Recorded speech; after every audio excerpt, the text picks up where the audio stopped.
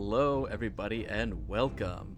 I am Dr. Pups, and welcome back to Beacon Pines.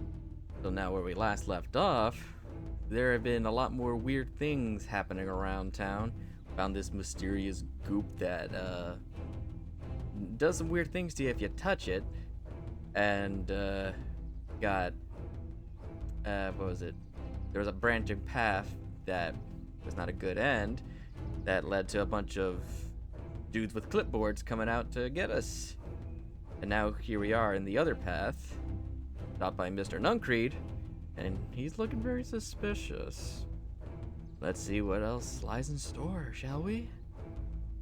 There was a blank lurking behind those eyes. Deep shame. A deep sadness. If Mr. Nuncreed was that worried about Rollo, maybe he could help. Yesterday, Rollo and I were messing around at the old Valentine warehouse. Mr. Nuncreed raised an eyebrow. Both of you? You were with Rollo when he went missing? Not exactly. I was hiding in the dumpster. The dumpster? What were you doing in there? At first, we were just looking around, and someone in a strange yellow suit came and dumped something on us. We both got scared and ran. That was the last I saw of him. You got scared by some garbage. Well, that's why you don't go skulking in someone's dumpster. But it wasn't garbage. I think it was a bomb. I'm sure it was just some trash. No, there was a name tag. It said Deep Engineering. Mr. Nuncreed's shoulders slumped. I wish you hadn't had said that. A deep sigh bellowed from his chest. Why did you have to? I tried, Luca. God knows I tried to keep you safe. Luca attempted to take a step back, but Nuncreed's hand clamped down on his shoulder. But you Vanhor just can't help yourselves, can you? We're all so close to being done with this. Oh. I don't like the look in his eye. With a firm shove, Nuncreed manhandled Luca into the phone booth. What are you doing? It's out of my hands now. The door latched shut with a mechanical hiss. Yet. Oh man, another bad end? As Luca pounded the glass, the floor dropped from under his feet. The inside of the phone booth was now a loose capsule plummeting at gravity's whim. Luca winced and pressed his hands to the walls. As he braced for impact, the capsule hurried to a surprisingly smooth stop. He felt a cold rush of air and had opened his eyes with hesitance. Two large figures in hazmat suits occluded his view. Luca heard the deep, resigned voice of Mr. Nuncreed over an intercom. He knows too much. The end. Oh man, another bad end, huh? Wait, no. This isn't the end. I know there is still much more. Somehow, this went wrong. Okay, let's try something else. Something else, huh? Oh, back over here, huh? Okay, let's see. Actually, give me 1 second here. All right, we're back. Sorry about that. I had a little bit of technical issue, but okay, we're good now. All right, so we're going back all the way here to the warehouse. But now it says struggle as an option. This is a story about struggle.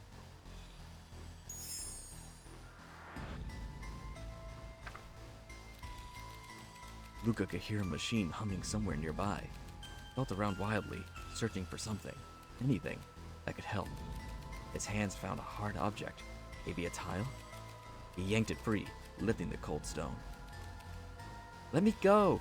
Lucas swung the tile as hard as he could at the shape that still held fast to his leg. He heard the crack of glass as the stone hit the assailant's mask. With a muffled yelp, the hand let go. Luca was free and scrambled to the door. He never looked back once on the long run home. Chapter 3. Everything's fine. The next morning, it was quieter than usual at the breakfast table. Only the sound of silverware and chewing interrupted the awkward silence. I just finished jarring a mess of jam last night, Uh-huh. so that'll need to get delivered into town today. Okay. So, what did you and Rolo get up to yesterday? Oh, Rollo had things to do, so I just sort of poked around town. I've set the jam down by the front door. There's 2 batches to drop off. Mm-hmm. One for Mr. Tolliver at the Bag and Wag, Delivered jam to Mr. Tolliver. another for Mrs. Fratelli at the diner. And delivered jam to Mrs. Fratelli. Oh, and Mr. Nuncreed. He said he wanted some more. I suspected as much. Yes, he seems to have taken a particular interest in my jam. There are some extras in the basket for that enthusiastic gentleman. Delivered jam to Mr. Nuncreed. Just make sure Fratelli and Tolliver get the ones on top. No problem. Off with you now, while the day is still young. Yo, we jamming? Scoot, scoot.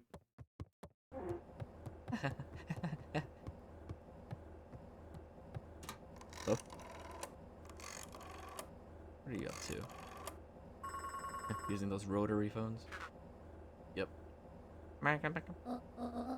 Hello, it's Juniper Hartford. Mm-hmm. Before you hang up, just hear me out. I have a business proposition. The simple matter is we both have the same problem that needs solving. Very well, we can meet tonight.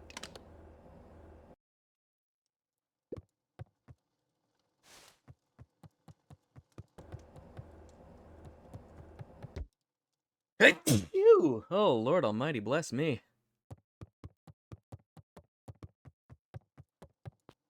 Ugh. Hey, Rolo, you're alive in this alternate timeline. Okay. Sorry about yesterday. Roxy can be so annoying. But good news, no more boring chores for me today. Did you make it to the old Valentine warehouse? So, what did you find? Give me the dirt. Something happened. There was someone else there. What? Who was it? Was it aliens? I bet it was aliens. I knew it would be aliens! No. Zombies? No. Alien zombies? What else could it possibly be? Rolo, I gotta deliver these into town first. We can catch up after. Ooh, is it a whole thing? It sounds like a whole thing. Yeah, we shouldn't talk about it here. Meet at the treehouse tonight. I'm not sure what this tree house is that you speak of. Meet me at Mission Control. Roger that, Space Cadet. Whee! Delivering some jam. Hello, jam delivery. Oh, hello. Wait, watch your step. Oh, sorry. There was a whole family of beetles here. They've gone missing. I thought they just sort of wandered around. Everyone has a home, Luca. Even beetles. Luca checked the soles of his sandals. I think we're okay. It's weird that they're gone. They went missing when the festival preparations began. You think the noise scared them away? Something like that. Ooh, excuse me. Oh God, what's going on with my body today? Just watch where you step, okay? Dokily dokily do. You can tell those jerks. It doesn't matter how many boxes they pile up. I ain't moving.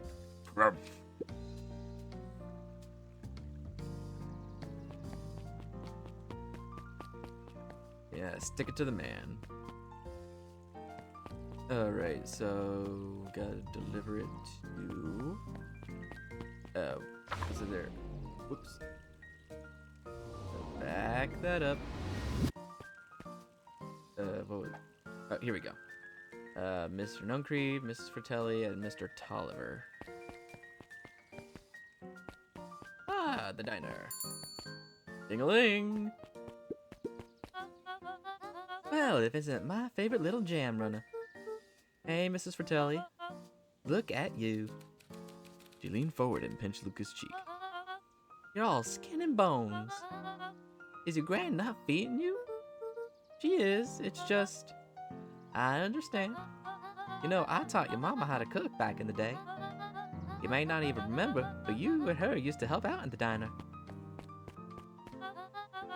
See that picture over here? That's you helping your mama back in the day. So cute running around in your little apron taking orders. Ah, the whole situation just breaks my heart. What happened? What happened? What happened with Eleanor? Break. Ooh, another thing. I've got a feeling she's out there somewhere, yearning to be with you again.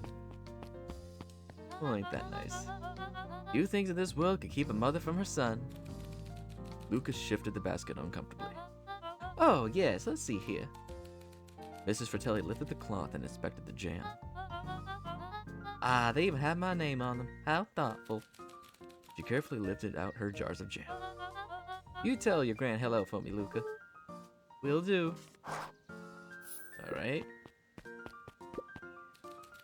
Luca squinted at the faded photo of him and his mom at the diner. Memories of that day came flooding back. It's back. Oh, look at me. Oh, I got my little apron. Oh, it's so cute.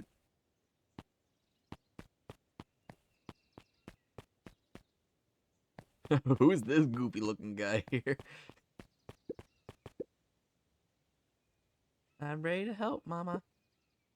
All right, little buckaroo. It's up to us to feed these folks while Mrs. Fratelli is away. I've got to deal with the inventory before I can start cooking. Do you think you can handle taking some orders in the meantime? Yes, Mama. Oh, let's start with you, goofy fellow. Gadzooks, they've shrunk the waitstaff. Jeff, right? Yeah, I think I've learned that's pronounced Jeff. I always thought it was pronounced Joff or something. Jeff slapped the table and gave Luca a toothy grin. How's your pops doing? He's been pretty busy these days. I know the feeling. That fishing rod he ordered should be ready next week, will ya? Sure thing. I've been in the mood for something sweet. You got a burger that can satisfy a sweet tooth? Sweet burger? Yeah, top it off with some grilled cactus. Grilled cactus. Weird. A heart wants what it wants. And it apparently is a sweet burger with grilled cactus. I feel bad for your stomach.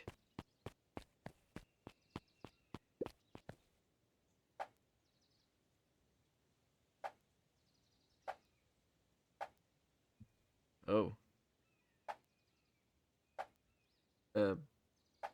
Sweet burger. So what? Burger. Oh, wait, can I not go back? Ah, nuts.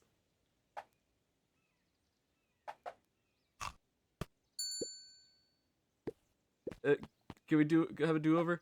There we go. So what? Sweet. So what? Candy and grilled cactus? Feel like that's what you're asking for. Here's your order. I call it the sweet and stabby. Ha! Now that's a burger with bite. Okay. Yep. Aren't you a little young to be waiting tables? I'm just helping out. Ah, my father had me hustling when I was your age as well. Father always says, children are to be sails pulling a family ever forward. That doesn't sound very fun. There's plenty of time for fun. For instance, Father and I always wanted to have lunch together once a month. Wait. Read that wrong. For instance, Father and I always make time to have lunch together once a month. Luca glanced at the empty seat across from Gus. Should I come back? Oh no, turns out Father was too busy to have lunch today. I'll just go ahead and eat alone. Oh. The silver lining is, without him around, I could have my usual. A nice stack of cold cuts topped with a pile of sloppy chili. Cold cuts and sloppy chili.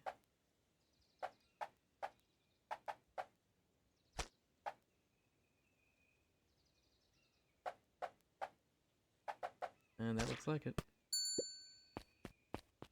You people got weird appetites. Here you are. Cold cuts with steaming hot chili on top. I call it a hot and cold. Nice, Luca. That's perfect, thank you. And Roxy. Hi, Roxy. Luca? I'm helping. Wow, hopefully your work ethic will rub off on Rolo. What can I get you? I'm not really feeling like a burger. How about a chicken sandwich with bacon on top? Oh, yeah, see? Now Roxy knows what it's all about here. A nice chicken sandwich with bacon? We are cooking.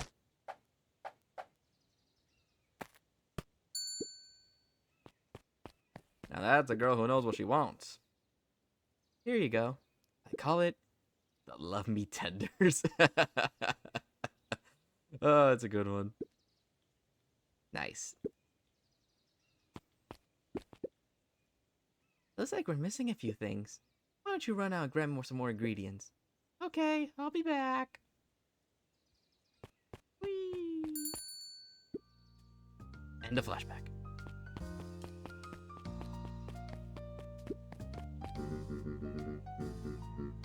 If I could just be left alone, young Mr. Van Horn. Oh, sure. Sorry to bother you.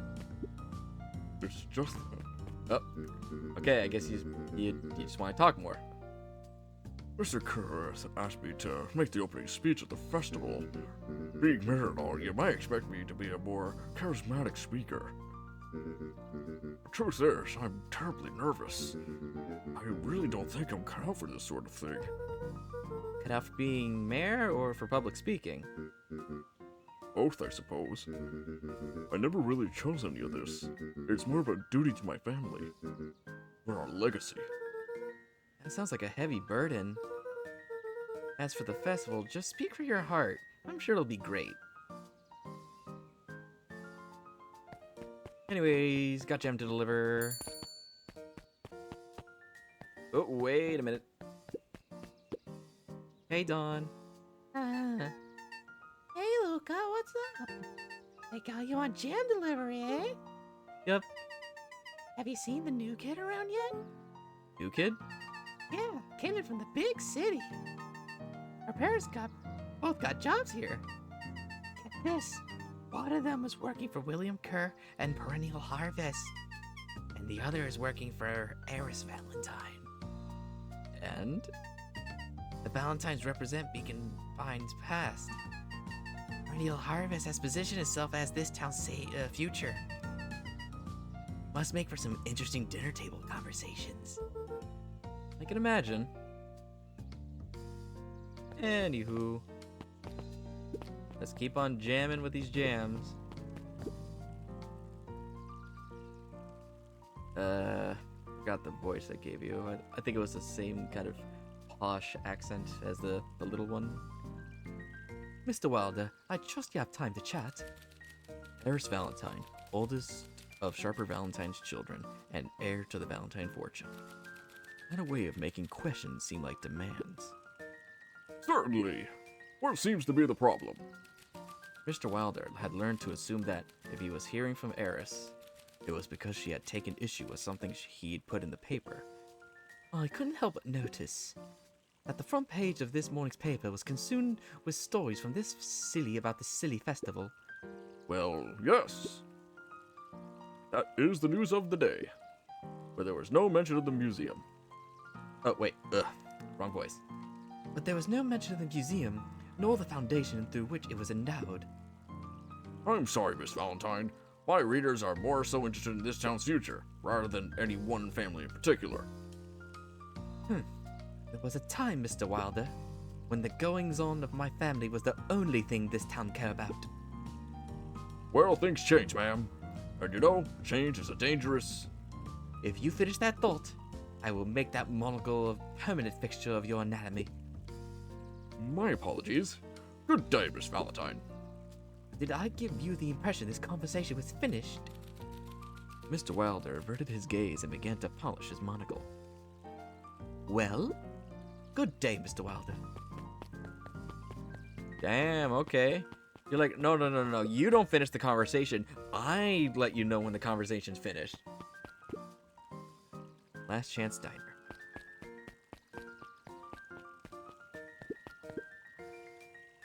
Anger from the past, mistakes not yet made, and the glimmering hope for the future. Carried them all in equal parts everywhere he went. Oh heavens, what a burden to bear.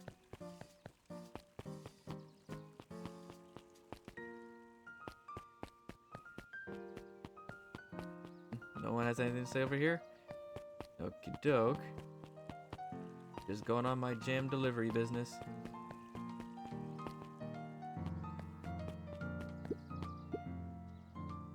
How do you keep the ice cream cold? We keep them on ice. Where do you get the ice from? I don't know, somewhere cold. How do they keep somewhere cold? Look, Bert, you want some ice cream or not? No, I'm good. I'm just here to bug you with many questions. Ah, there you are. Huddled at his counter, Hiram Tolliver was meticulously shining apples. More accurately, Hiram Tolliver was meticulously shining one apple. Hello? With a yelp, Mr. Tolliver fumbled the apple, flailing at the air as it fell. Oh, sorry. No bother. He leaned forward and lowered his voice. Again, I totally see him as like the Ned Flanders of this. So it's like, oh, howdy diddly ho, neighborino, how you doing? I see you have something for me. Yeah, Gran had some jam I'm supposed to give you. He leaned in a bit further. Jam. Yeah, these ones on top. You wrote your name on them. Mr. Tolliver leaned back, speaking loud enough for anyone to hear. Ah, yes, the jam. Hot damn, this is my jam. Thank you so much for delivering this jam to me. He reached forward and snapped up the jars of jam, giving Luca a little wink. I shall put it on my store shelves post-haste. Okay, I should finish my deliveries. Of course. He leaned in for a final whisper. Of course. Mr. Tolliver, you are weird. Oh, I can still slap it. Hell yeah. Can't go about my day without slapping some watermelons.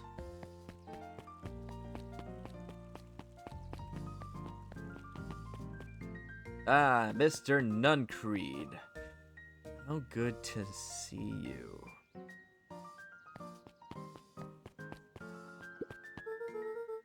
Got some jam for you, Mr. Nuncreed. Luca, you seem chipper. Well, aside from being on delivery duty, it's a nice day. Mr. Nuncreed eyed Luca for a moment, then nodded in agreement. I suppose it is. So, do you want your jam? Oh, right. Usually Juniper drops those off herself. I guess she's busy today. Anyway, this is my last delivery for the day. Oh, in that case, Nuncreed snatched the basket from Luca. I'll hold on to the basket until next time I see your graft.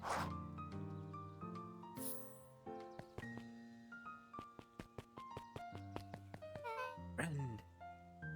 Hey, you. Anchovies or pineapple? What? Don't think. Oh. Since this is a different timeline with a different choice, we haven't met her yet. Don't think. Just answer. Personally, I'm not a big fan of either of those. I'm not so big on fish, and guess I never. I can't. Guess I can't really say I haven't tried pineapples. I can't say whether I like it or not. Hmm. So I guess I'll go with pineapple. Just answer. Yeah. There we go. Pineapple. Why? How old are you? 12. Perfect. Follow me. Who are you? Anyone ever tell you ask too many questions? But you asked me like 2, 3.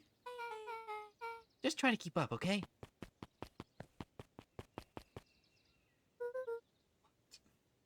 What just happened? Well,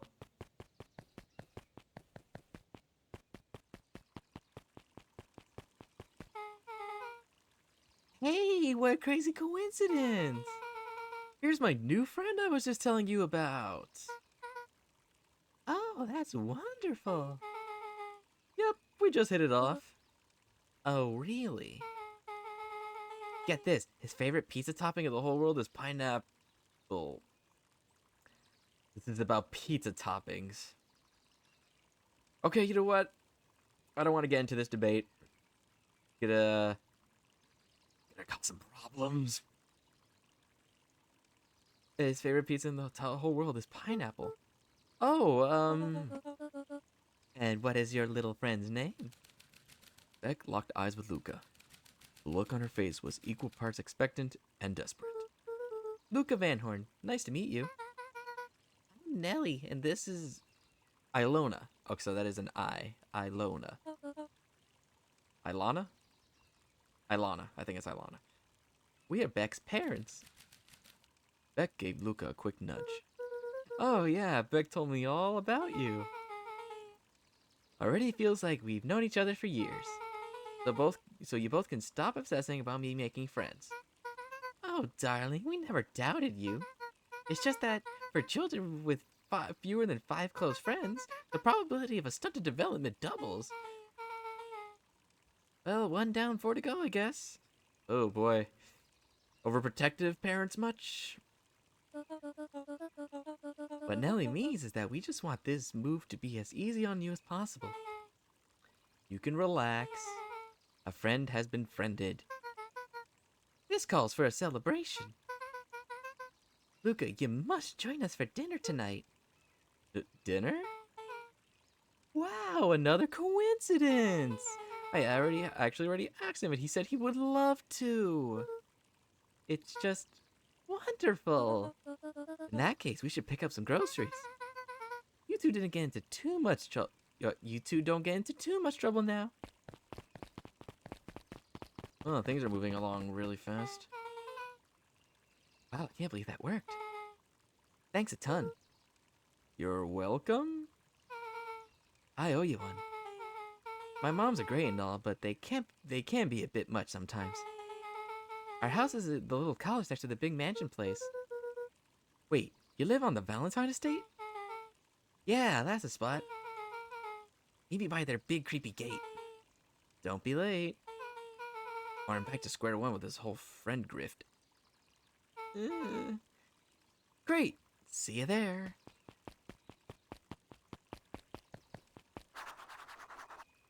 Meet Beck at the big creepy gate. Okay. This meeting with Beck has gone a bit weird. Oh, hello. Oh, my. Morning, Jeff. Oh, so that's the kind of voice you would have. What's so good about it?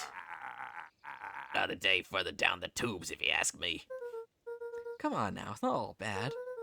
The festival's coming up. The festival. Old Man Valentine used to put on cockamamie shindigs all the time. And where did that get us? Well, it's Perennial Harvest putting on this one. And they're doing it for the whole town. As far as I see it, the difference between Old Valentine Company and this new Perennial Harvest outfit Jeff dug through his pockets for a bit. is the difference between this empty soup can and this brown banana. But those are both garbage. Exactly. Okay. Bye, Jeff. Have fun with that. Have fun with your canned and dirty banana.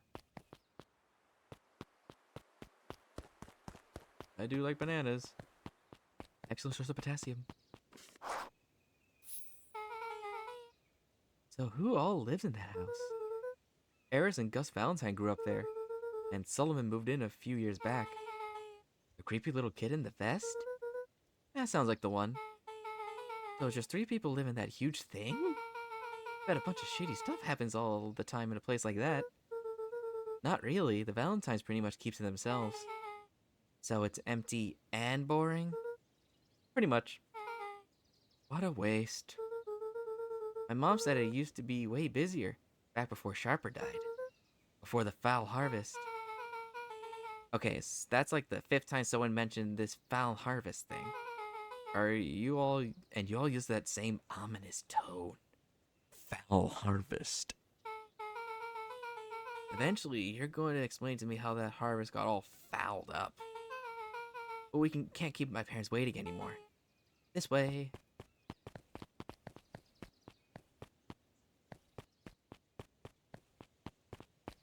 Ding-a-ling. Most kids would have just... Reading is hard. Most kids would have just ditched me by this point. Why are you still here? You look like you can use some help. You know what, Luca? You're not so bad. Let's get through this as simply as possible. Just eat, smile, and nod. Fun. Great. Whatever you do, don't bring up their work. I think I can handle that. Beck took a long breath, then gave a firm nod. Here goes nothing. Chapter 4. Dinner with the Moedwills. Ilana Moedwill was worried about change. A gardener at heart, she understood the necessity of change, relied on it even. But there was a difference between the controlled world of her plants and this cluttered cottage in a strange town. Almost done. Nellie was a blur of activity digging through boxes. Sorry, love. Couldn't find the dishes. We'll have to make do with paper plates. Well, I mean, that's less to clean up, right? Dinner went by without much conversation. As she watched Beck and Luca finish up their pizza, Ilona let herself relax in the chair. The things she cared about were still here. Nellie finally had the job of her dreams. Beck was beginning to take root. Ilana's task was simply to tend to them. She could do that. So, Luca, tell us a bit about yourself. Where do you live? Oh, I live with my grandma. Over on the other side of the river. Hold on a second, my eyes a bit. My eyes are bugging me a bit. Excuse me. Right. Over on the other side of the river. Your grandma? Where are your parents at? Heck, manners. It's alright. My dad Ooh. My dad passed away in an accident at the fertilizer plant 6 years back. Oh dear. My mom's been missing for a few months now. Like, missing? Luca's eyes were fixed to his plate, pushing a chunk of pineapple around with his finger. Nellie was the one who eventually broke the silence. Luca, how do you like the pizza? Oh, it was good. Very good. Normally, we'd have put more effort into the dinner. Ilona nervously gestured toward the boxes. We aren't fully settled in, and Beck hadn't mentioned that it's your favorite.